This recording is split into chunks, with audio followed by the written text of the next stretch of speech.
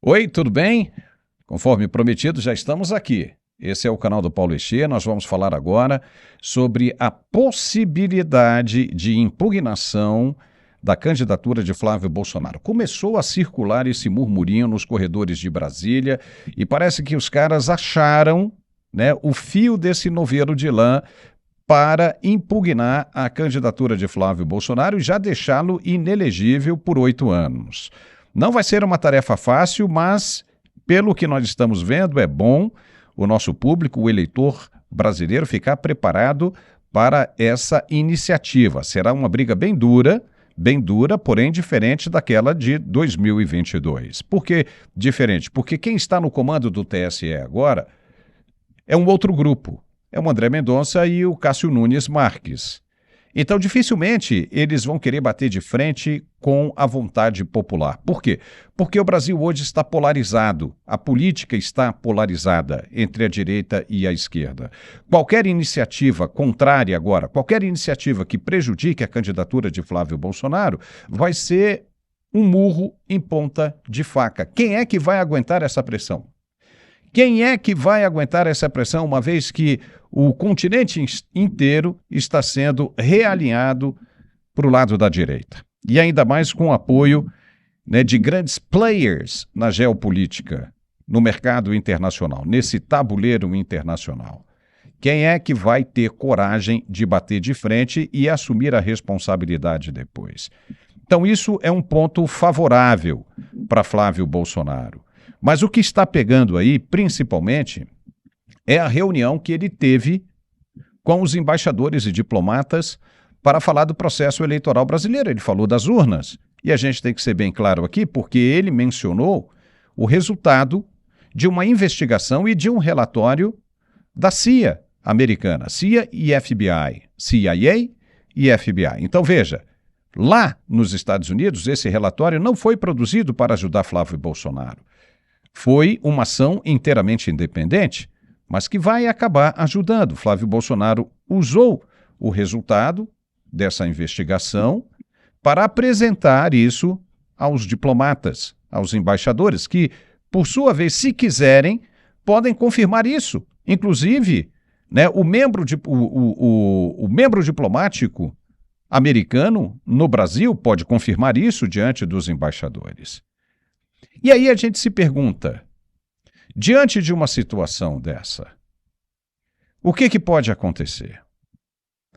Gilmar Mendes está apontando isso aí, está deixando circular pelos corredores, até mesmo para sentir, né, qual vai ser a temperatura, sentir o calor disso aí, se ele vai ter espaço para avançar ou não, mas está deixando claro que Flávio Bolsonaro cometeu um erro crasso ao se reunir com os embaixadores, a exemplo do que aconteceu com o pai dele. Ou seja, já há uma jurisprudência dentro do STF.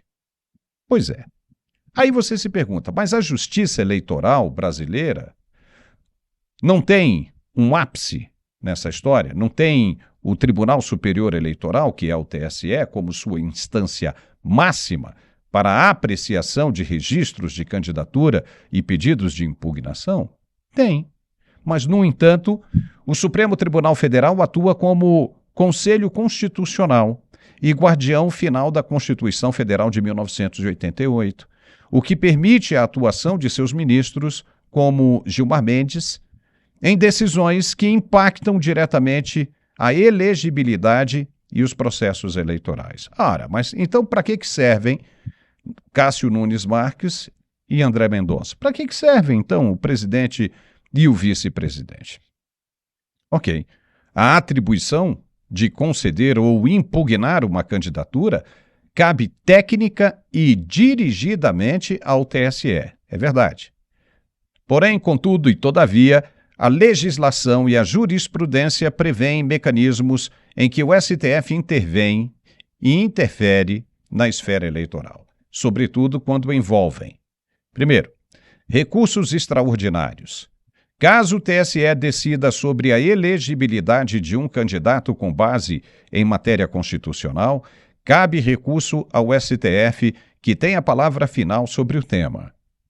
Ações penais e inquéritos no STF. Processos crime, conduzidos no STF que resultem em condenações em órgão colegiado ou com trânsito em julgado podem gerar a inelegibilidade automática pela lei da ficha limpa, acionando o TSE apenas para registrar a cassação ou impedimento. Ações direta de inconstitucionalidade, as famosas ADIs. E arguições. Julgamentos de regras eleitorais ou interpretações de leis fixadas pelo STF modificam diretamente como o TSE julgará os registros de candidatura. Portanto, embora o registro de candidatura e a impugnação sejam de compreensão inicial e competência exclusiva do TSE, o STF retém a jurisdição constitucional para anular, rever ou provocar impedimentos legais que afetem a disputa eleitoral. Entendeu? Ou seja, a última palavra nesse campo de candidatura, se impugna ou não a candidatura, é do STF. Então a pergunta que a gente faz é o seguinte: para que serve o TSE? Só para gastar dinheiro? Só para dar dor de cabeça? Se o STF pode fazer essas coisas, não há a menor razão de existência do TSE. Ou o TSE tem força e independência para tocar as coisas como devem ser tocadas, ou então deixa tudo nas mãos do STF. Não é? Não funciona assim?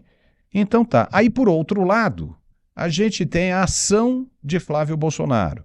Eu perguntei no outro canal o seguinte: você tem 3 opções aí. Você tem um ingênuo, você tem o espertinho, o malandro, e você tem o desprovido de inteligência, que não se confunda aí com ingenuidade, né? O ingênuo, ele é inteligente, mas é ingênuo. Tem um coração puro, papai. Não viu nada acontecer à sua volta. Mas tem aquele que é desprovido de inteligência, para não chamar de outra coisa. Carlos Dias está aqui com a gente para a gente avaliar isso aqui com um pouco mais de profundidade. E eu te pergunto, Carlos, como é que você classificaria aí o ato de Flávio Bolsonaro? Sendo que ele sabia o que tinha acontecido com o pai dele. Será que faltou assessoria para falar: rapaz, não entra nessa. Você está aí pertinho, na reta final, né, da sua candidatura, aí, né, prestes aí daqui a menos de 2 meses, ou menos de 3 meses, 2 meses e pouquinho, você pode se tornar um novo presidente do país. Para que você vai mexer nessa fogueira? A não ser que ele tenha uma intenção para isso, né, Carlos? Que daqui a pouco eu vou falar. O que você acha? Obrigado por você ter vindo, viu? Seja bem-vindo. Obrigado a você o convite, obrigado a todos que também nos assistem, prestigiam esse canal, isso é muito importante. Paulo, eu acho que está na hora do país, né, perceber quais são os limites e as ações que estão levando essa crise imensa que nós estamos vivendo no Brasil.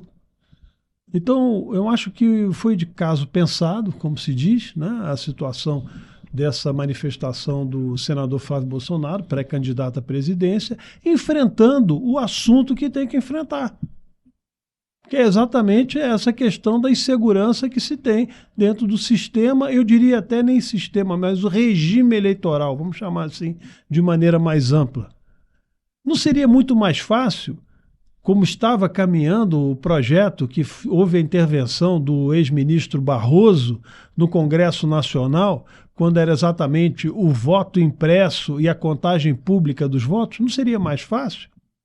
Não é a decisão popular, que se chama democracia, né? A decisão popular referendada através de voto e segurança de sistema de apuração adequado, não é a garantia de uma democracia? Então, por que se esconde o voto, né, atrás de um sistema eletrônico que você não consegue apurar?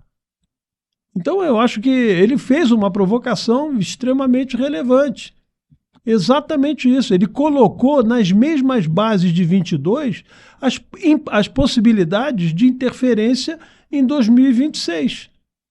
Então, a questão do ministro Gilmar Mendes, a gente tem que colocar claramente Aonde está as isenções dos ministros, dos juízes? Quando fala ministro, parece que é a figura assim que pode fazer qualquer coisa. Não, vamos falar de juízes, sujeitos que estão no campo, né, do direito e da justiça.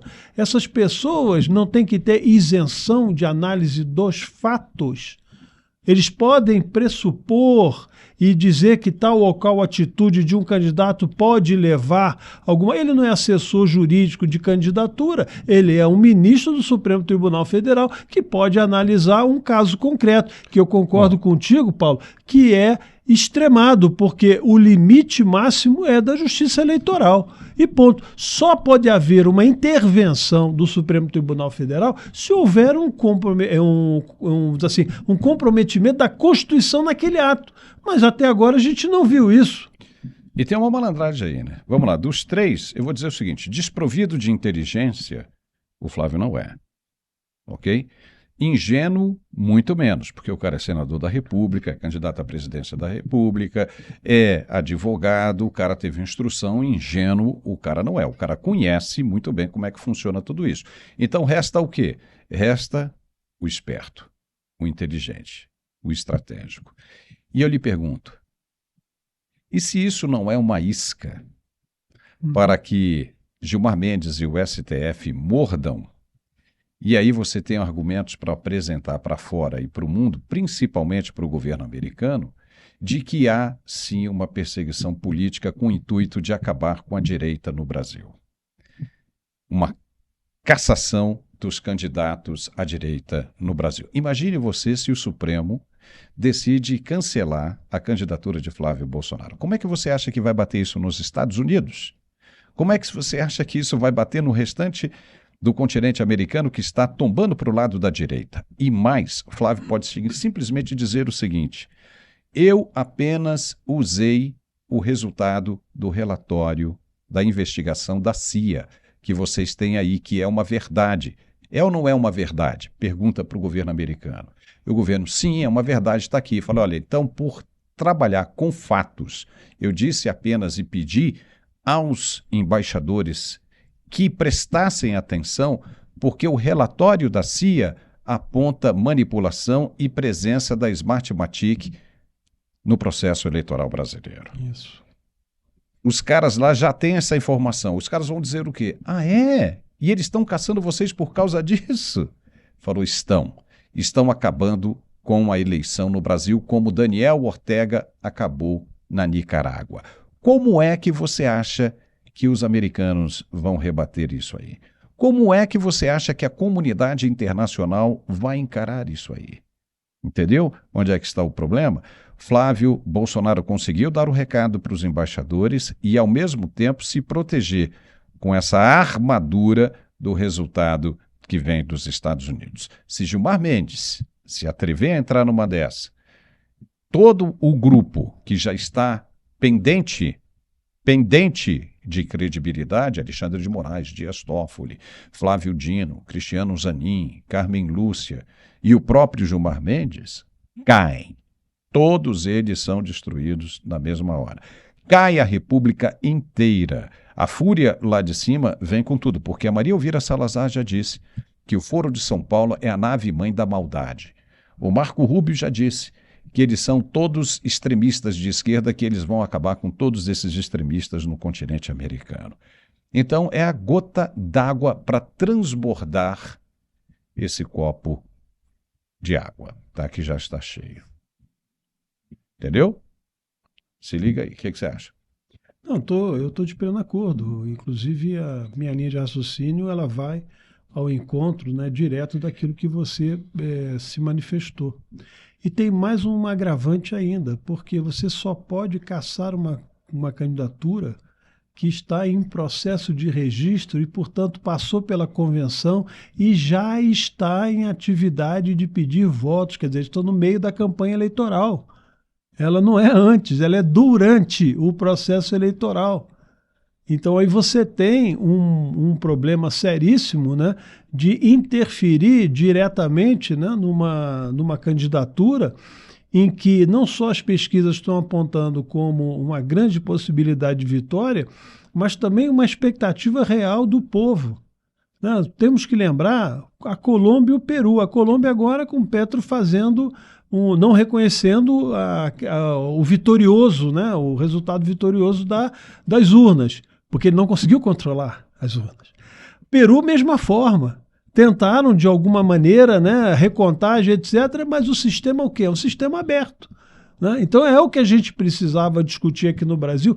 Por que não, numa decisão que o Congresso ia tomar, um ex-ministro do Supremo que presidia o Tribunal Superior Eleitoral foi fazer lobby contra a contagem pública de voto e também o voto impresso? Essa questão fica aí, eu tenho certeza que os ministros sabem a resposta. E sabem, e não vão cair nessa armadilha de jeito nenhum, porque se não estavam ligados para isso, que prestem atenção aqui e que não mexam com Flávio Bolsonaro, porque senão o problema vai passar para eles.